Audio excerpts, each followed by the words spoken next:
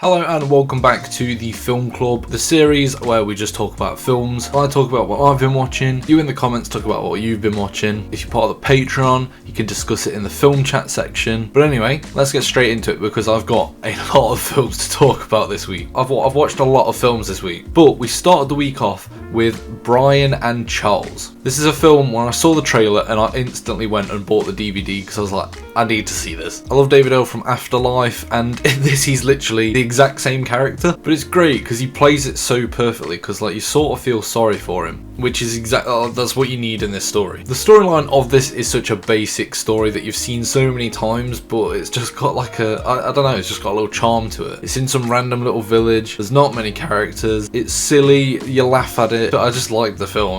There's nothing overly special about it, the music's not special about it, the cinematography's not special about it, but it's funny, it's a good little story, and I just think you should watch it. The storyline is just a guy who invents stuff and he doesn't really have any friends, so he decides to invent a robot with a washing machine as a belly. There's some people in the village who want the robot, and that's basically it. Next film I want to talk about is The Pale Blue Eye. I got really excited when I saw this trailer because I thought, murder mystery, Christian Bale, what could go wrong? The cinematography in this film is absolutely stunning. The constant contrast with the blue and the whites, it's just like a really cold film, but it works really well for the time period and the story. And the storyline got better and the twist at the end was decent. The acting in this film is impeccable, but I just found myself a little bit bored. I didn't really feel connected to the characters or the story itself, like I didn't actually care who the murderer was, which is why when the twist does happen, it doesn't really mean as much. The first sort of half of this film is just it's just conversation, which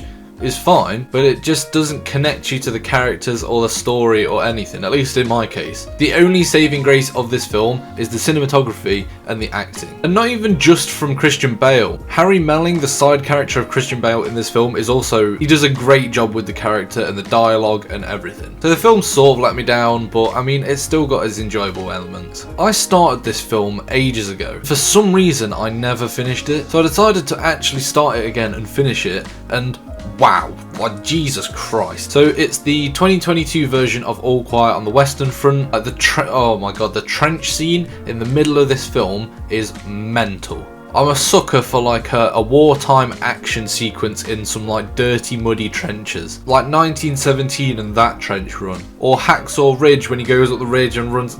I'm a sucker for those kind of things, and this might be one of the best ones I've seen. The tension and just the way it follows him, and more elements start coming in, like the flamethrowers and then the tanks, and oh my god, the tanks, the fear I felt when I saw them tanks, I was like, he's not getting out of this. The brutality of the First World War. It's just a really great film and it showcases it so well. And the ending is so sad because what happens would have happened so much in that little period of the war when it was ending and they had the final push. The amount of people who unnecessarily died who did not need to die. In this film it showcases that brilliantly. I've watched Baby Driver at least 4 or 5 times now, and I've watched it again because I just like it. I do potentially think the film is a little bit overhyped. I don't think it's some masterpiece. The acting in it's decent, but it's not mind-blowing. The music in it's good, but it's not as great and amazing as everyone makes out. The editing and the camera work in this is, if anything, the best thing about it. But nevertheless,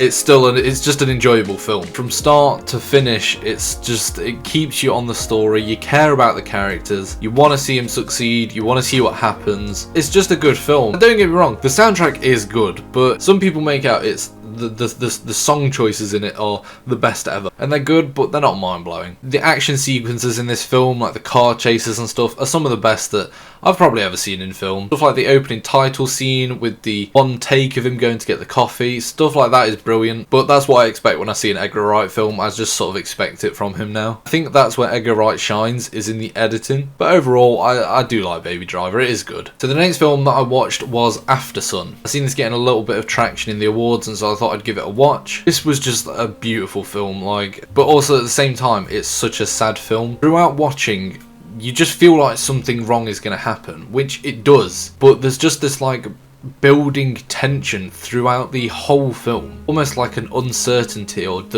you just feel like something's not quite right here. And that's completely down to the director's work on how the film flows, and it's done so well, because that's the whole point of the film. You're almost seeing it from the daughter's eyes, and she doesn't know what's going on with the dad. She doesn't know that he's struggling and depressed and all this. But you've got that uneasy feeling throughout the film that leads to, obviously, the ending. I watched an interview and the director said that they didn't tell the daughter that they were shooting the other scenes. She didn't actually know that the film was about that. She just thought it was sort of like a vacation holiday film. And that just adds to it, because she, as an actor, also knew what we knew watching the film, is that we didn't know the ending, and we didn't know that that was happening. I especially loved the symbolism and sort of the scene with the rug, because throughout the film it's made a point that he's struggling with money, he can't really afford certain drinks, or he can't afford much, and he just goes out and buys this £450 rug, and he just lies on it, because it's sort of the turning point of he doesn't care anymore. Like, he doesn't need that money for the next couple of days, because he's not going to be here in a couple of days, so why not just buy it?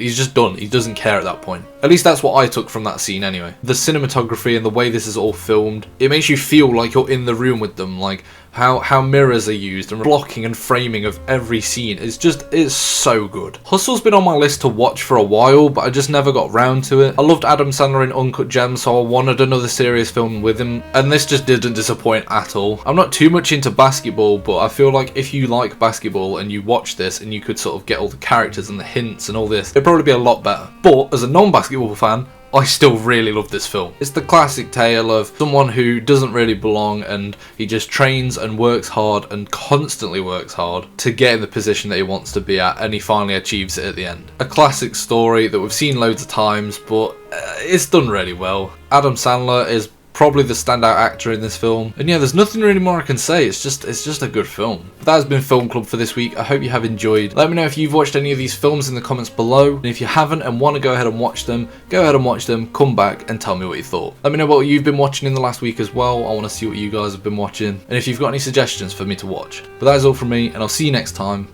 at the Film Club.